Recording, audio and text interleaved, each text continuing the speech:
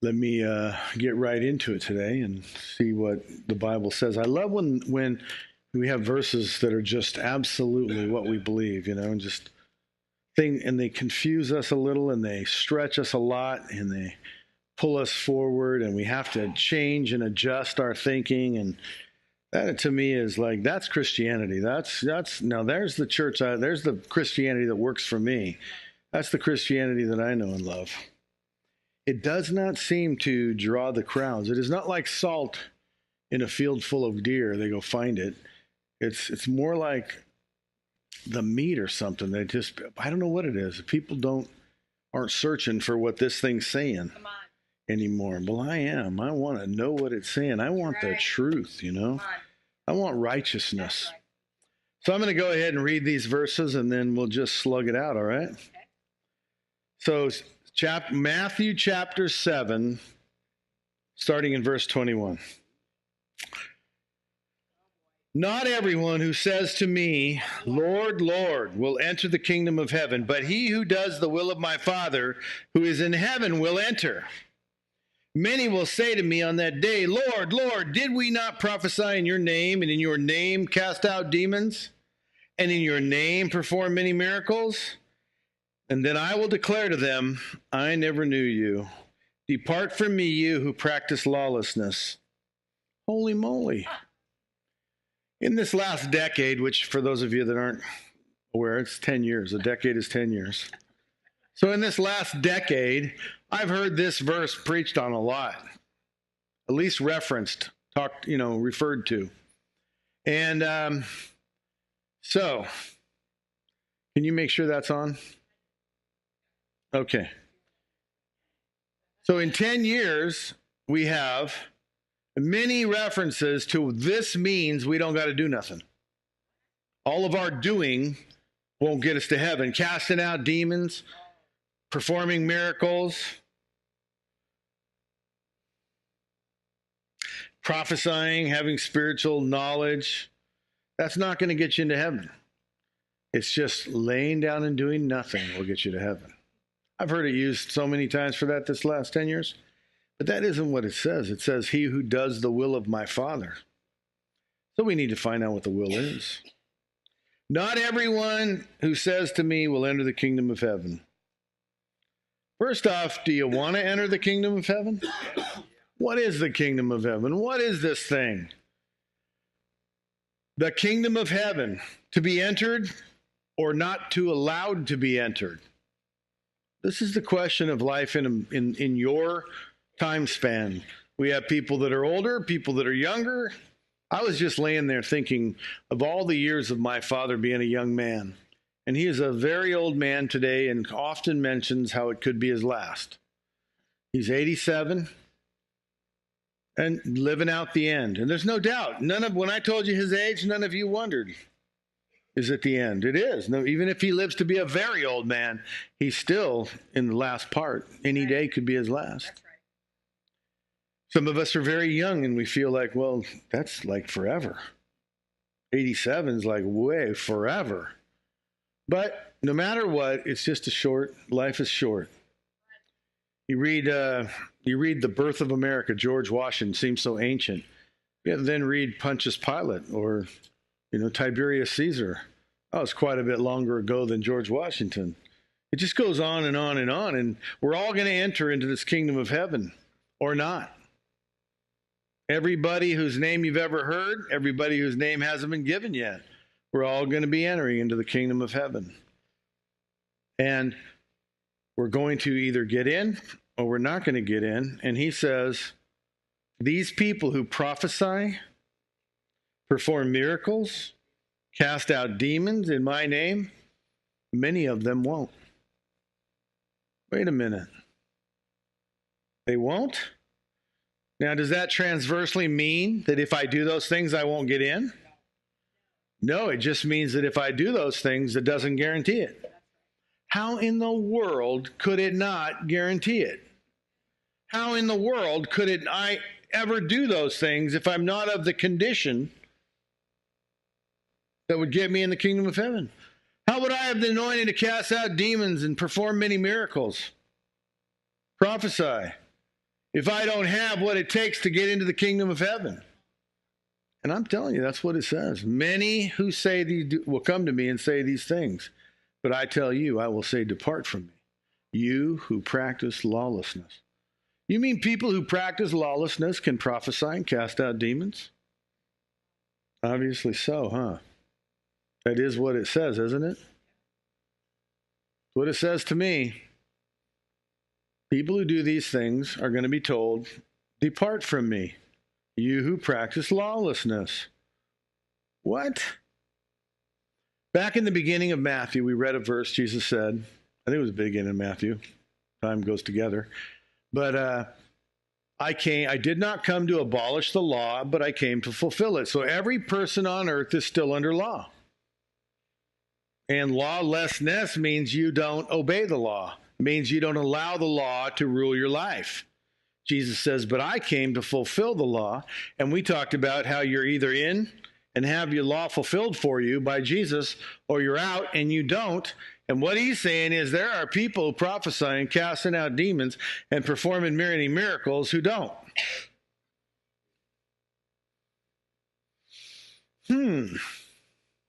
What does it take to get to heaven? It takes doing the will of my Father. What do you think the will of your Father, his Father, is? I'm thinking about it in an earthly way.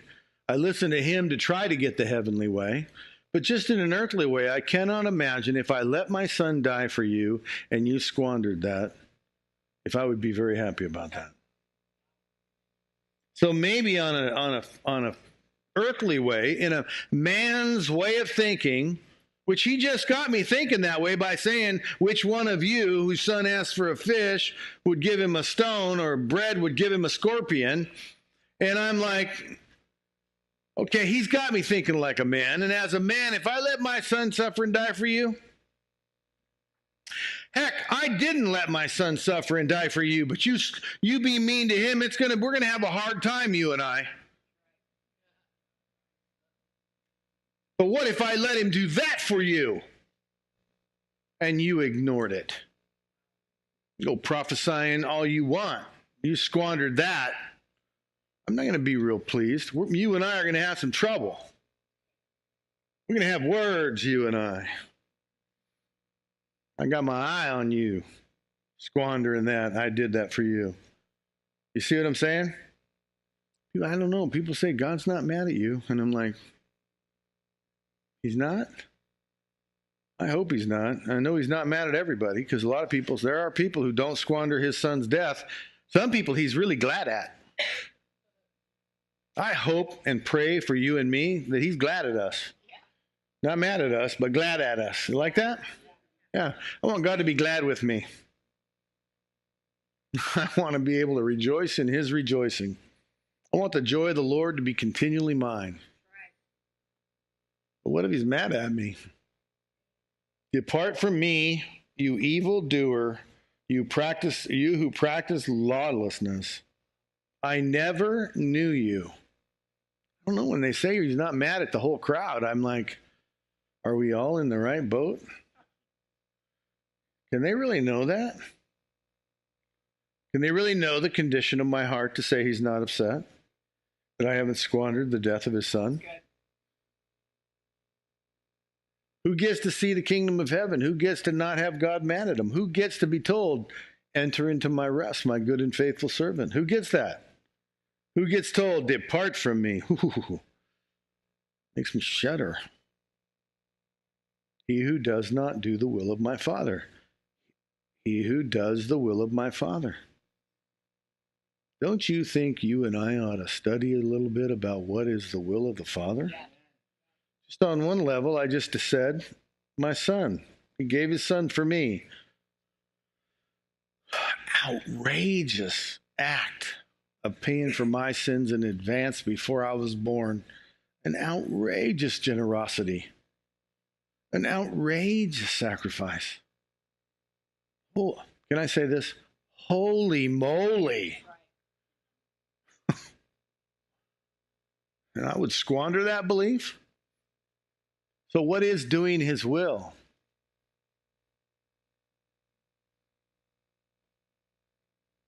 You know what the next verse is?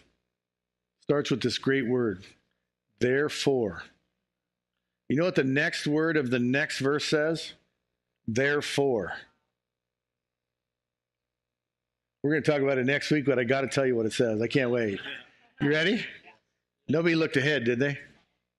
Therefore, anyone who hears these words of mine and does not act upon them is like the man who built his house on the sand. So what is the will of the Father? Therefore. Listen to Jesus, man, and put into action what he says. Amen. Some people only put into action what he says when they're broke. Some people only put into action what he says when the big door locks on them. Some people only when they lose their freedoms. Some people only when they lose their husbands or wives. Some people only when their children are taken away. What will it take to get you to act upon them? That's the will of the Father, that we act upon the words of Jesus. I'll go ahead and live lawless. He don't mind. Although he just said it's lawlessness that causes you to be shut out. And this is Jesus. Since lawlessness causes you to be shut out, we're going to find out next week that acting upon the words of Jesus cause you to be let in. I don't want to go too far into next week, but you need to figure out what is he telling you to do that you need to act upon. That's right. So that what you're hearing and acting upon fulfills the will of the Father. Dun, dun, dun, dun. Ooh. The great mystery of what fulfills the will of the Father. Oh.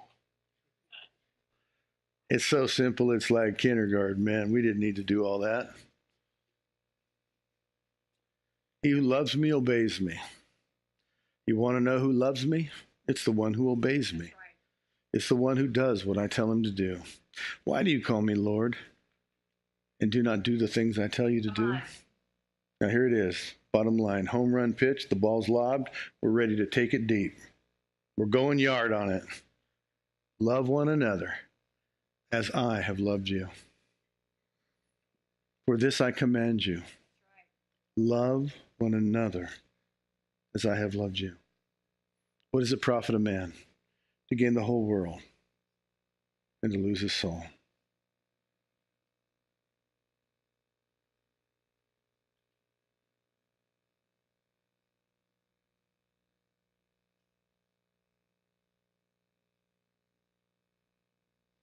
Was that long enough? Pause. Did it settle down inside of you? How simple this is. Man with no education whatsoever can absolutely understand it. That's right. A child can understand it. We go looking to take surveys all the time to get us a different answer. And it's just simple. He repeats it over and over and over and over. It's okay for me to divorce my wife. It's okay for me to abandon my children. It's okay for me to lose everything I have. It's okay for me to enjoy my life however I want to enjoy it. It's okay for my children to be in foster care. It's okay for my... It's okay, it's okay. I want. All of those things are what matter, right? No.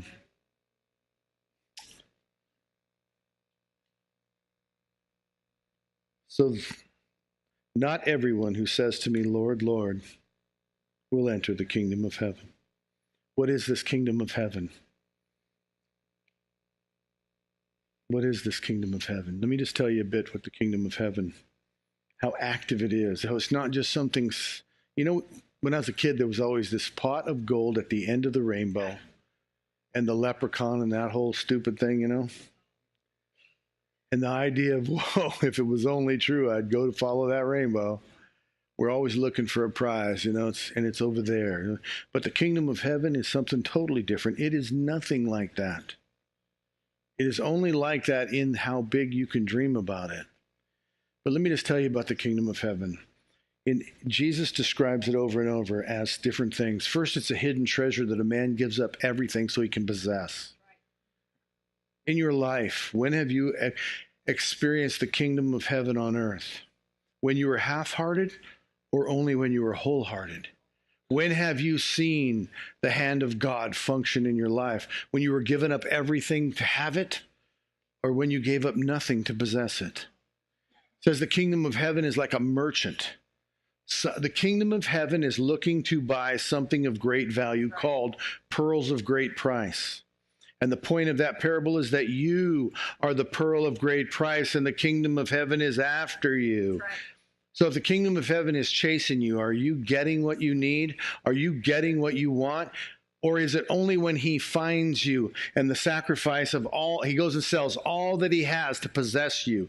Is that the selling? Is that enough selling for you that he can possess you? That's the kingdom of heaven. He's after you like the hound of heaven. He is seeking you to possess you and giving up everything to make it possible for you to be possessed. That's the kingdom of heaven. Right. You're giving up everything so you can possess it. He's giving up everything to possess you. Is that good enough? A dragnet where everybody gets caught in this dragnet. Everybody stands before God. Paul the Apostle said it best. Don't you know that every one of us are going to stand before God and give account for our lives at the judgment seat of Christ? You're going to have to give answer for why you did what you did once you knew he did that. Once you said, I believe in that, what did you do with that knowledge? It's like a dragnet. It catches everybody, pulls them into this judgment seat of Christ. And then the story is he throws out the bad fish and keeps the good fish.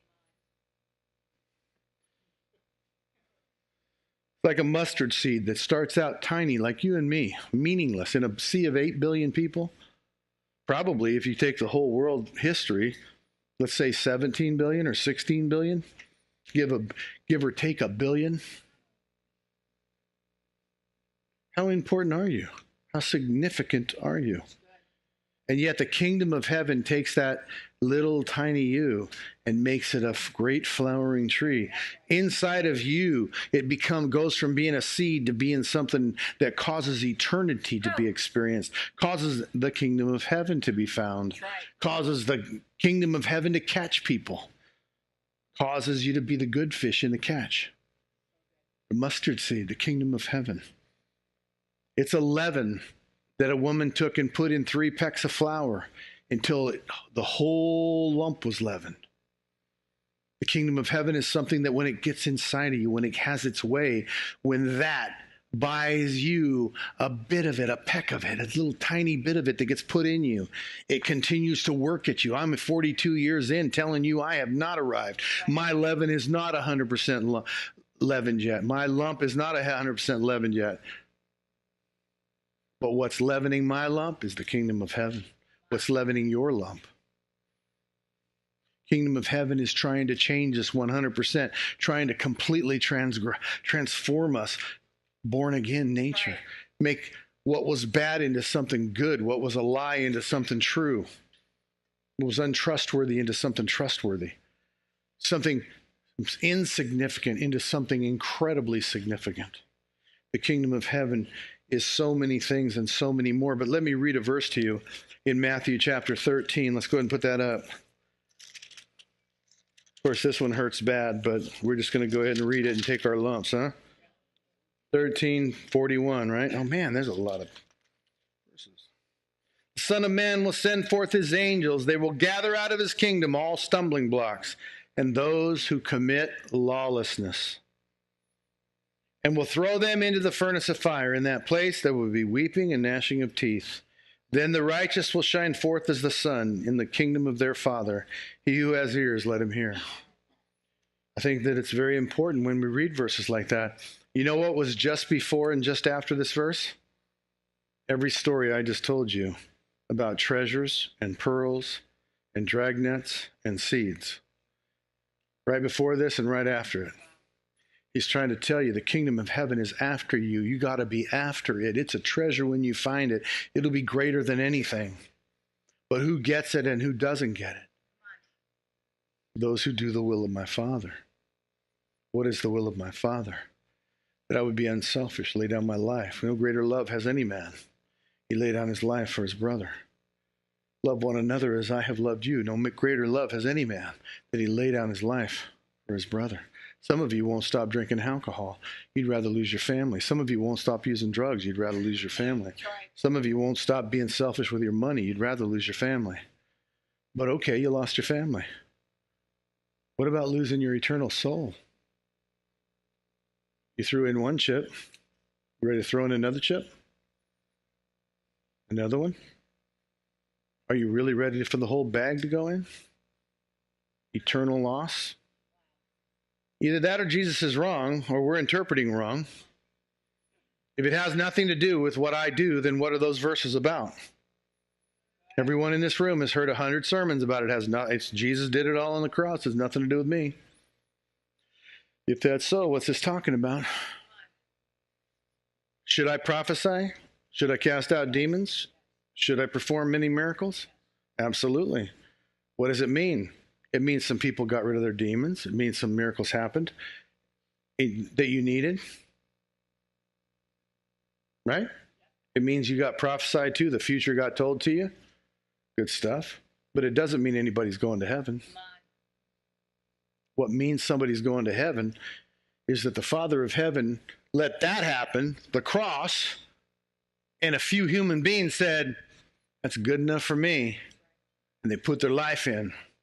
Went out, sold everything they had to possess that treasure, and then let him sell everything he had to possess them and bought the whole deal and said, put that seed in me. And when the catch was happening, dove into the net, not trying to wiggle out of the net. Those are the people that are getting invited in and are in my good and faithful servant.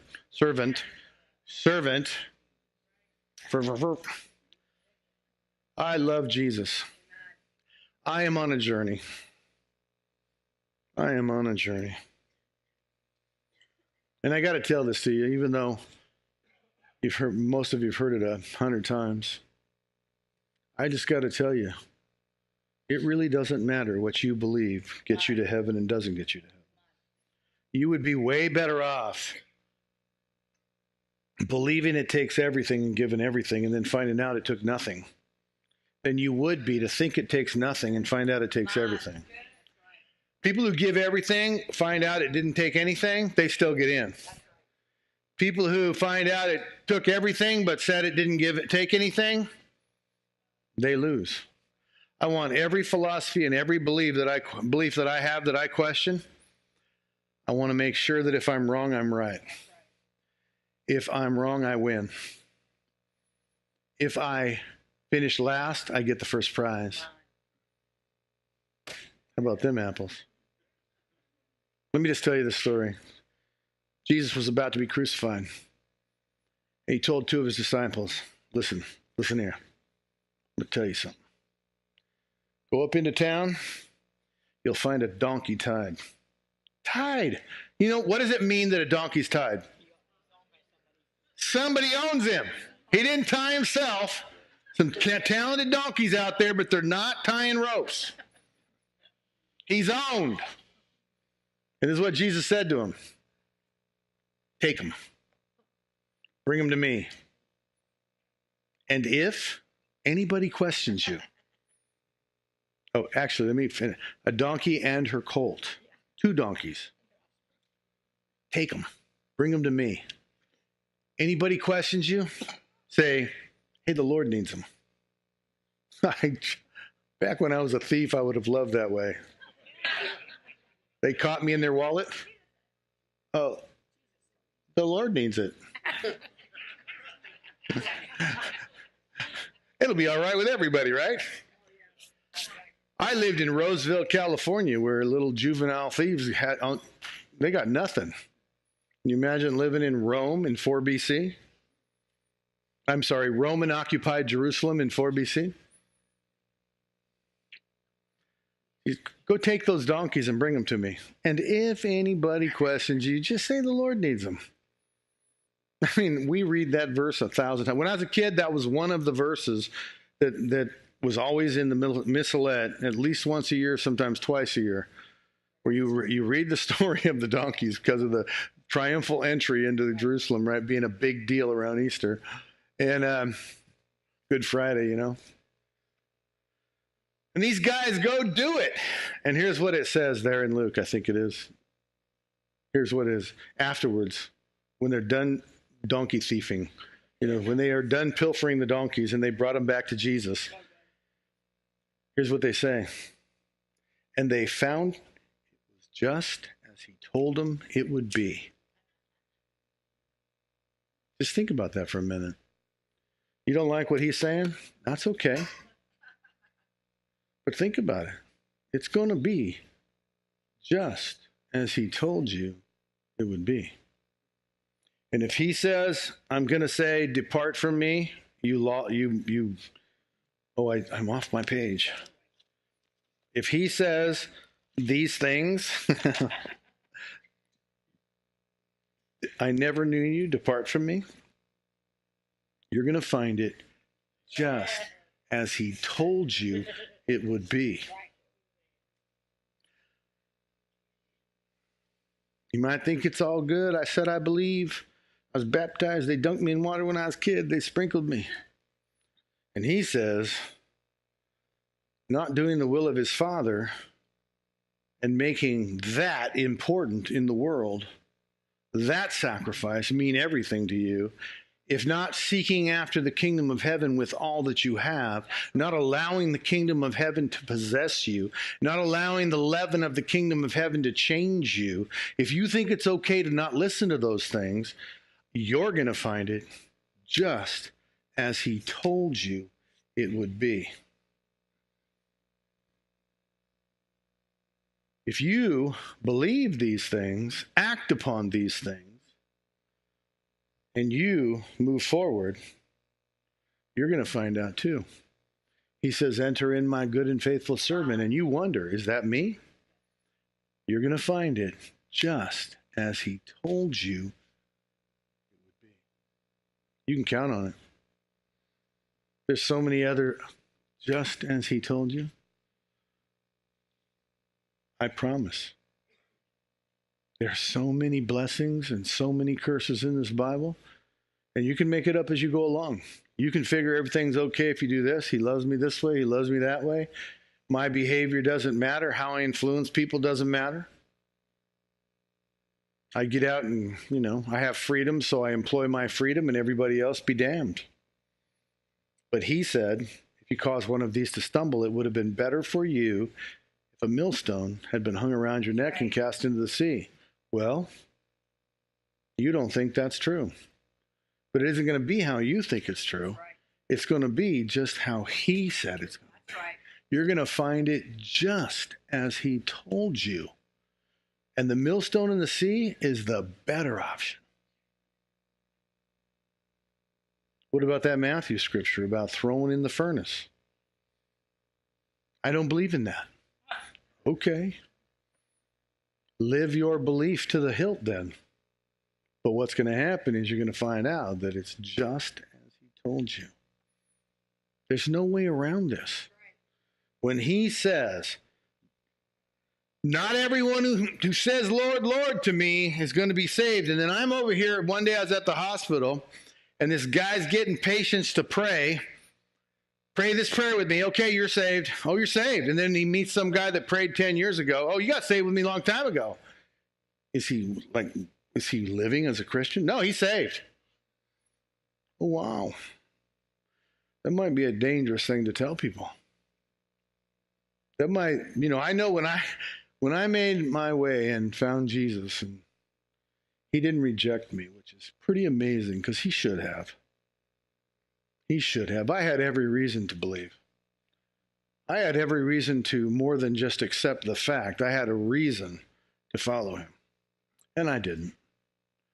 When I found out he was real at 18, when I found out he hadn't rejected me, and I came after him,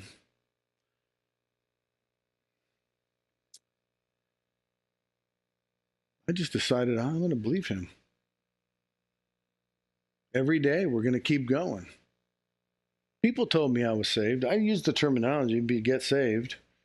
But today I more believe that I'm being saved. I'm on a journey. My eye's on the prize. I'm after him.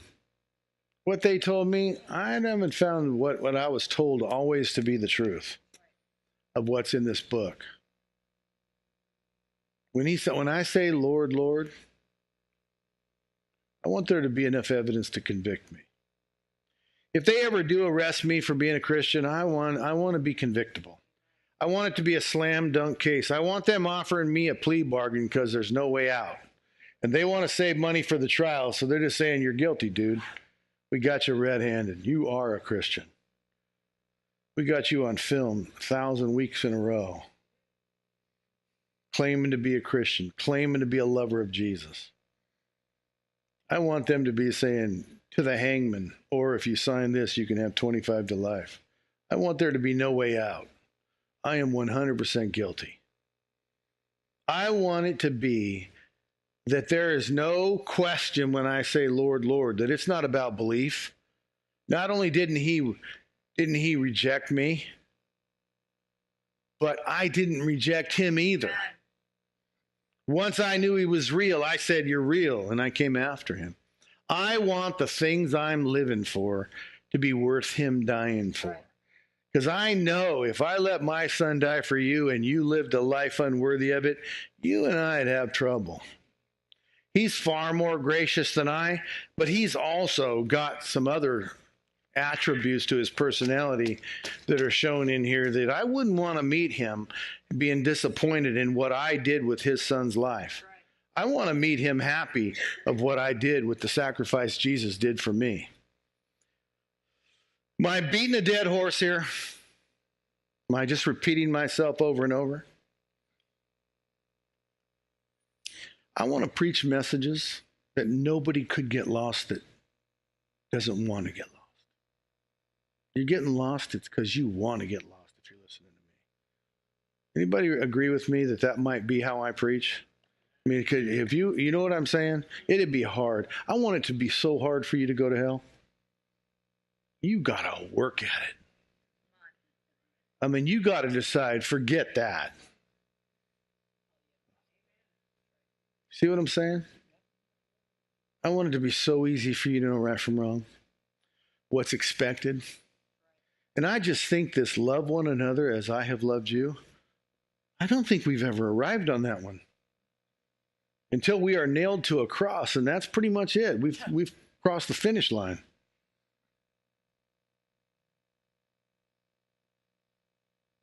Maybe we've jumped on a grenade or something. I don't know. Maybe we've just confessed and they didn't have to have a trial because we know we're guilty. You are guilty of being a Christian. You love Jesus. I plead the fifth. No, I don't. I don't plead the fifth. Let me testify against me. I'd be glad to testify against me. Yes, I love Jesus. I am a Christian. Anybody who accuses me of lawlessness, they're making up a story, or I didn't know the law.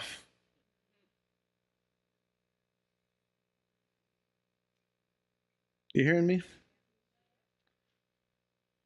You know, next week's going to be almost the same sermon. You should come. It's not. It's just going to be a lot more Jesus quotes. I got in about 30 Jesus quotes there. Did you know that? I love Jesus quotes. Oh my gosh. Being a Christian in 21st century America, nobody knows it. It's like you're so wise. You quote Jesus, nobody's ever heard of these things. They've been in church 20 years. They've never heard what he said. You quote it and they go, whoa, is that in the Bible? One lady did say to me, where is that in the Bible? It's Jesus. You quote Jesus. You're going to sound so wise in this day and age. It's kind of awesome. You're going to sound like the smartest guy in the room, smartest girl in the room. Like, wow, that's so wise. It is. I know. But I didn't make it up. He said it. Therefore, so he just told you, hey, that casting out demons, prophesying, doing mighty miracles, That's not going to get you to heaven. So because of that, therefore, anyone who hears what I say and does not act upon it is one flipping idiot. Is that how he said it? Is that what he said? It's pretty close. You're going to destroy your house and it's going to fall on your head, and I told you in advance it would happen and you did it anyway. I think the shorter way is you're one flipping idiot. Anybody agree with me? Can you call people flipping idiots in church? Will they come back next week? We are definitely not seeker sensitive, are we? Calling the crowd flipping idiots? Sorry. I'm hoping I'm not calling one person in this crowd a flipping idiot. That's right. You know it wasn't you, right? Because that's why you keep coming back, because you say, well, that wasn't me. I'm not like that. Right? Right? Amen. I just love Jesus.